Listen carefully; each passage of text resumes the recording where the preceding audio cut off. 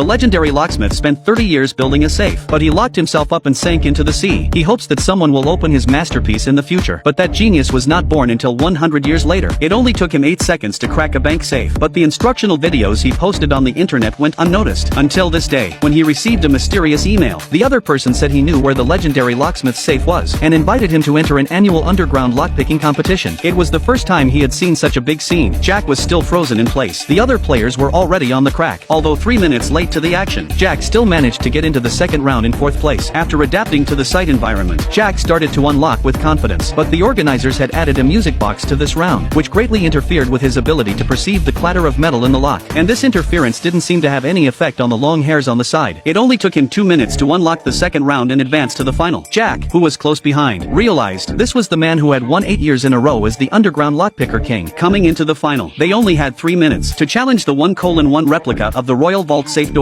Tom listened to the inside of the door, found that inside the security door a piece of sponge had been added. This would make any metal clanging sound minimal, but he cheated straight away. He took out a Hertz headset that amplified the sound 1,000 times, then put it right on the safety door. Everyone thought Tom was going to win this time, but Jack's mere touch with his right hand, he sensed all the inner workings of the safe door. It turned out that the sound of the crowd in the safe door had created a faint vibration, and it was all captured by his right hand. With only a minute left on the clock, Jack remains in place. Everyone thought he had given up, but then he suddenly began to act. In just 15 seconds, he unlocked 3 locks on the door in quick succession. He successfully unlocked the safe. A new generation of underground locksmiths was born. He excitedly asked the organizers where the legendary locksmith's safe was, but the organizers didn't know about it. They just gave him $1 million in prize money and sent him away. At that moment, a mysterious woman approached him. It turned out that it was this woman who had signed him up for the competition. She said that the legendary locksmith's safes were so sophisticated, so it has been used by 3 major banks to this day. Jack wants to fulfill this lockpicking dream. You have to join her team. Have a real bank robbery. Man suddenly bursts into supermarket, spending all his savings, buys everything can eat. But the supermarket, which should be crowded with people, at the moment there is no one there at all. Looking at the 7 shopping carts full of food, the cashier could not help but ask the question. Hey, excuse me? Is this because of that thing? Flu?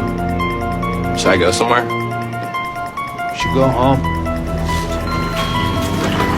Ellie asked Jack what was going on. Jack made up a few random excuses, but didn't tell her the truth. Then they pushed a row of shopping carts home. A car that hit a tree caught their attention, and the driver is still pushing the accelerator. Curious, Jack went closer to check, found the driver was coughing and coughing. The driver was about to open the door to talk. Jack was so frightened that he immediately pressed the door, and told him never to get out of the car no matter what, and would help call an ambulance. Then he took Ellie and left in a panic. When they arrived home, they took the lift upstairs. Jack frantically pressed close button, but at this time a woman blocked the door and tried to take the lift up. Jack was furious, shouting at the woman not to come in. The woman was helpless. Then they finally arrived at home. Brother Tom looks very anxious, says a deadly virus now breaking out on Earth, once infected and positive. It's like being sentenced to death, and that the virus is airborne. Outbreaks can be almost impossible to control. As the 2 men were discussing it, the whole building suddenly started to shake violently. Then something unexpected happened.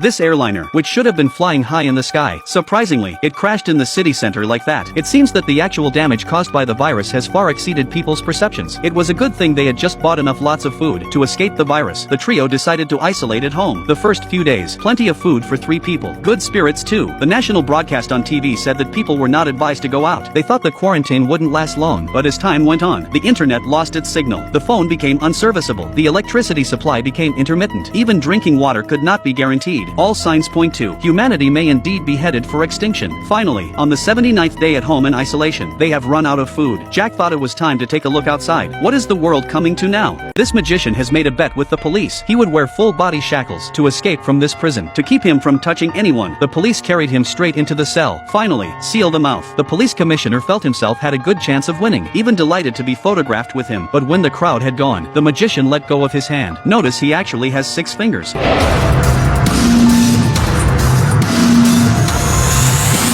A few minutes later, the commissioner opens the cell door again. The magician was gone, only chains all over the floor. From then on, everyone got to know the magician. Jack, the king of escape. Few people know that Jack came from the slums, and his initiating tutor was just a pig killer. At one point, this man pulled out a saw in full view of everyone to saw the woman in the box in half. Everyone was too scared to look, only Jack's eyes were wide open. This caught the attention of the butcher, so invited him to the stage, have him turn the box towards the audience. The butcher asked him to tickle the woman's feet. The next moment the woman let out a hearty laugh, and then, The butcher asked him again to help himself close the box. When the lid is opened, the woman was unharmed. Looking at the astonished faces of the people, Jack suddenly felt a sense of satisfaction he had never felt before. Soon after, he began to perform on the streets, bends down and picks up a nail from the ground with his mouth and swallows it into his belly. The next second, he started vomiting. Looks like it's stuck in a nail. He actually ended up spitting out an egg. As one egg after another is spat out, received more and more reward money. Jack ran home with gusto, taking a silver coin out of his mother's hair like magic, followed by a second and a third. Jack makes his mother shake his body. More silver coins fell out. Mother was overjoyed. He swore to the mother one day he would turn silver coins into gold coins. As he grew up, Jack gradually realized that a magician without fame is only worthy of performing in some small theater. Never a day to be rich, and so he found a prison, betting all his savings against the prison governor. Jack said he could easily escape from this prison. He even got a journalist to bear witness. The prison governor didn't believe it at all. He handcuffed Jack himself. After searching him, he pushed Jack straight into cell. The wife and Jack kissed each other. The warden immediately noticed something was wrong. He told Jack to open his mouth for examination, but there was nothing inside. Before leaving, the prison governor putting down tough words. If you can't get out of here, you are disturbing the peace. When the time comes, you will really be caught in. Jack was not impressed. When the crowd has left, the real show begins.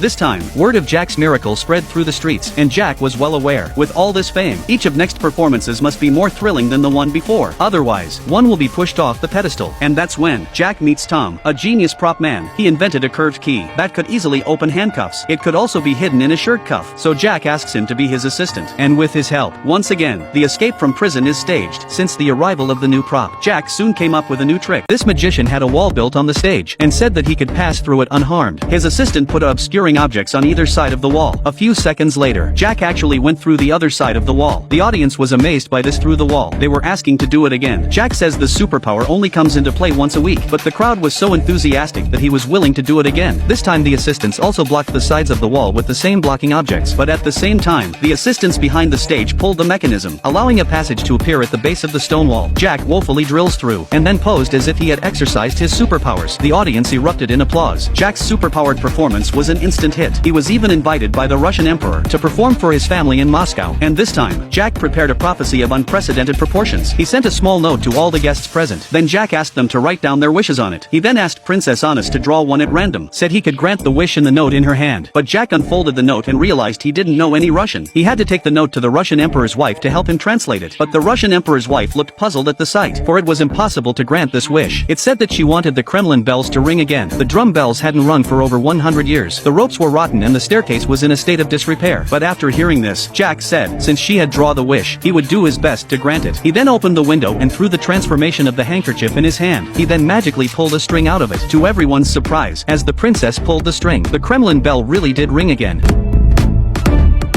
At the sight of this, everyone marveled at the miracle, but they couldn't have imagined Jack had achieved this magic in just one way. It turned out that he had secretly swapped the note the princess had write. This turned the wish into a desire to make the bell ring again. The reason he opened the window was so that his distant assistant could see it clearly. Have the assistant set up the sniper rifle and aim at the drum bell. Once he saw the princess pull the rope, the assistant would pull the trigger, thus successfully creating the magical scene that had just taken place. Jack would go on to become the most legendary magician of his time. Woman pregnant for 10 years gives birth to a giant baby. Until she holds the baby in her arms, she still can't believe she gave birth to it. Cootie. That's your name, baby. The couple secretly took the child home in the night, afraid that the neighbors would find out about the freak. After only 2 months, the child had reached a staggering height of 1.8 meters. Under the careful care of his parents, Jack soon grew taller than a tree. He looks out of the house at the children playing happily. His heart was filled with longing. He greedily watched it all through the narrow curtains. His parents never let him out of the house. Jack spends his days holed up at home reading comics to pass the time. Television was the only way he could see the outside world. Soon, Jack was 19 years old. Apparently the house was no longer big enough for him. His parents built a new house for him in the suburbs. Jack was very happy to see his new home, but he still wanted to see the outside world. Let's stop the world. Not yet. Until you turn your first birthday. Why? Well, I'll magically be ready 2 years from now? Although Jack agreed to do so, but at night he slipped out in his ghillie suit, looking at the young men drinking and talking about life on the grass. Jack's eyes were full of envy. Just then, a young man approached.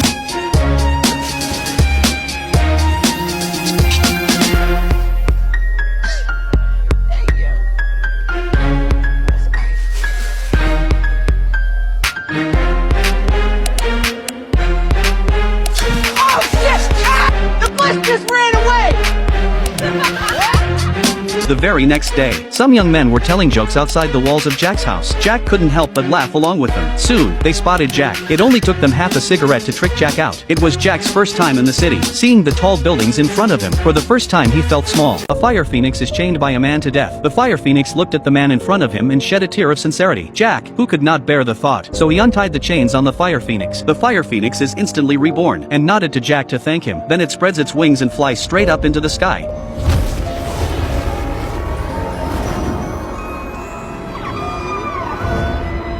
In gratitude to Jack for not killing, the fire phoenix also left a feather with fire for him to take back to the king. When he get back, the king sent him straight to the guillotine, for that feather is without luster. He thought Jack had tricked them. Just in the nick of time, the feather suddenly burst into flames. At the same time, the fire phoenix appeared in the sky and stood on top of the tower. In this moment, the light of the fire warmed the town. The whole town jumped for joy, and the king made good on his promise. But in his heart he wanted to kill Jack, so let Jack went to the top of the cold again to bring back the Snow White from the iceberg. And so it was. Jack sets off again on his donkey after a long and difficult journey, and finally he reached destination. Just as he was about to enter, a wall of ice blocked their way. Just at this moment, the feathers once again turned into flames and burrowed in. It didn't take long. The wall of ice was melted by the flames. Finally, with the feather leading the way, Jack finally found Snow White. What Jack didn't expect was, Snow White doesn't want to leave this place, to show her determination, and jumped into the deep end in front of Jack. Jack had no choice, and had to jump in after her, the two of them just chatting in midair. The princess was finally impressed by Jack's courage. They were about to fall to their death. Luckily, the donkey appeared just in time, getting the two safely out of the way. Looking at the beautiful princess in front of him, Jack couldn't resist the urge to kiss her, but the donkey stopped him. That's what brought Jack back to reality. After he returned, Jack handed the princess over to the king. The nation sees Jack as a hero, watching someone you loathe being loved by the nation. This was very upsetting to the king, but he kept his promise, and gave Jack a lot of gold and jewels. But Jack didn't feel happy, seeing that the light was still on in the princess's room. Then Jack sneaky climbed up, and gave the princess a bouquet of flowers. This made the princess feel happy, but the king also fell in love with Princess Beauty, wanted to marry her. The princess didn't want to marry the old man, thus she told the king, "When you find my grandmother's ring lost in the sea, I will marry you." To get the princess, the king called for Jack again, and asked him to help find. But in the sea, it wasn't as easy as they thought. There were rusty chains everywhere, and above the chains, an oversized whale is chained up. This little girl didn't eat for a year, but still alive and well. The villagers of the town think she is the reincarnation of a god, thus every day they would kneel before her and pray for her blessing. But the village chief was not convinced. He thought Ellie was lying, but can't produce any evidence, so he had a nurse brought in specially, having a nurse keep Ellie under close observation for 14 days, to uncover the secret of her not eating. The nurse was shocked to hear there are amazing people surprisingly in the world, so she immediately went to Ellie's home. After some examination, she found that Ellie was very healthy, not at all like someone who hasn't eaten in a year. She asked Ellie what she usually rely on to maintain her body nourished, but Ellie says rely on the spirit food from heaven. After saying this, she stood to the side and began to pray. Just see her mouth keep saying something. It was as if she was absorbing the spirit food she was talking about. When it was time for the family to eat, Ellie really didn't eat a single bite. The nurse was an atheist. She strongly believes in that Ellie must be lying, so she took advantage of Ellie's lack of attention, looking around the room for evidence. But after a long search, she couldn't find any food. At this time that a family portrait caught the nurse's eye. Strangely enough, the boy in the photo she had never seen before, and the boy looked very bizarre. At that moment, Ellie's mother suddenly appeared. It turned out that the boy in the photo was Ellie's brother. Unfortunately, the brother passed away 2 years ago. The nurse asked about the cause of death, but the mother looked a bit nervous. She then replied perfunctorily that he had just died of illness. The mother's answer instantly made the nurse suspicious of her. Intuition told her that her mother must be hiding something, so she decided to look for clues from Ellie's family. The next day, the nurse approached the girl's sister and asked what the girl had eaten for her last meal, but the sister said it was the blood and flesh of the gods. Apparently the sister was lying. Now the nurse is even more convinced that they must be hiding a shocking secret, but as each day passes, the nurse still hasn't found anything. The observation period was coming to an end, but the nurse still didn't have a single clue. Just when she was about to give up, a journalist found her instead. The journalist, like the nurse, was also an atheist, convinced that the girl must be hiding a secret. How can anyone live without eating?